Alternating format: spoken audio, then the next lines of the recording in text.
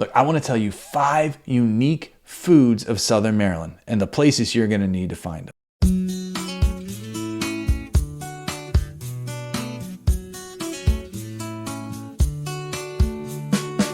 All right, what's up everybody? My name is Rob Scout. I'm here with EXP Realty in Southern Maryland, and my goal with these videos is to help you know more about the place where I live and help make your move here so much easier. So today we're going to talk about our 5 unique foods in Southern Maryland and places you can find them. All right, so the first unique food is going to be stuffed ham. Now, so stuffed ham is a really unique Southern Maryland dish where it takes basically a corned ham, a bunch of cabbage and kale and other greens, some spices too, putting it all together. Some people bake it, but the original recipe is actually to boil it. And you get this, salty mix of ham and this stuffing that's just absolutely delicious. Now, I like my stuffed ham personally from W.J. Dent. I think it's got the right amount of greens and a delicious ham and the right amount of spiciness too. I think it's super important to have that ham have the stuffing a little bit spicy because I think it lends itself to a nice kick. There's plenty of other places around here that have stuffed ham for you to buy too, whether it's Nick's of Clinton or Nick's of Calvert too.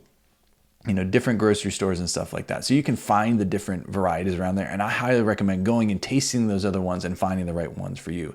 Now, traditionally stuffed ham is served around the Thanksgiving time frame or even Christmas too. But places like W.J. Dent have it year around. And I highly recommend going to their deli, getting it on a piece of bread, putting some mustard on there. And I think it's some of the best eats in all of Southern Maryland. Okay, so number 2 unique food in Southern Maryland, and something that I think unless you live on the eastern seaboard or live near the water, you're probably not used to eating, is going to be oysters. Now, I know that a lot of people, when they think of oysters, they think of raw oysters and they get kind of grossed out. I love raw oysters myself, and I love eating oysters, period. But I get why people probably don't want to eat raw oysters. There's the whole texture and mouthfeel of it, but some people are also freaked out by eating raw things anyways. But luckily for you, there's so many different options when it comes to oysters. And without sounding like Bubba Gump from Forrest Gump, you can just do it so many different ways. So if you haven't had oysters yet, make sure you start out maybe with the most friendly way for a new person to try it would be fried oysters. And I think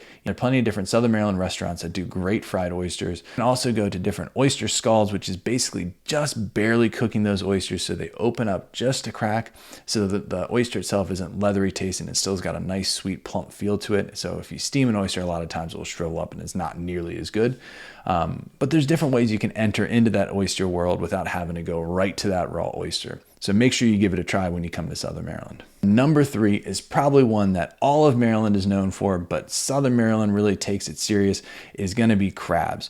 There are tons of people that love to have weekend crab feast around here. Now, I'm going to lay the ground rules here for you. If you're not from Maryland, then the only way that you're going to prepare crabs in Southern Maryland is, of course, to steam them. None of this boiling thing, none of this crab boiling stuff that you see everywhere on the internet right now of dumping corn and potatoes and all that kind of stuff in here. We don't do that in Southern Maryland.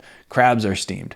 Now, there's a debate over whether you should clean them first, meaning take off the shell and then steam them, or steam them whole. I think that's personal preference. For me, I like a whole steamed crab instead of that kind of cleaned way of doing it.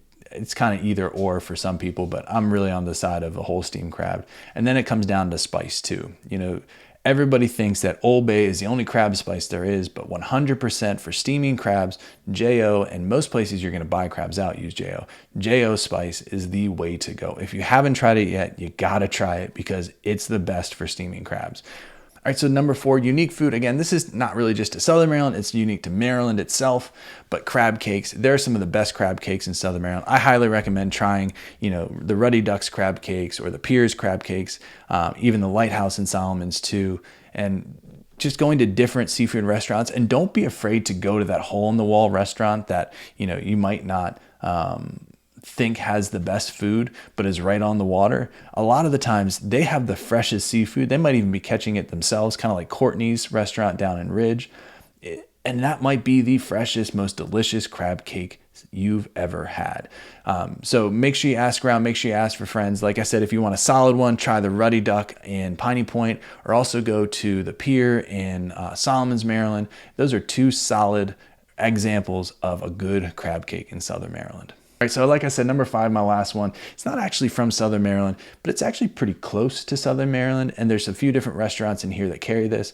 But if you haven't heard of it, Smith Island cake is a 12-layer cake that's made on an island in the middle of the Chesapeake Bay, and it's about 14 miles from the tip of Point Lookout to Smith Island, and it is one of the most delicious cakes that you can possibly make, but it's really unique too because of where it comes from and the story behind it. The story was basically they used to make these 14-layer cakes for the watermen that were leaving from Smith Island, and for every day they would scrape a layer off the top of the cake, and that's why they made these multiple layer cakes, so that waterman would continue to have a nice moist cake throughout the time he's out on the water.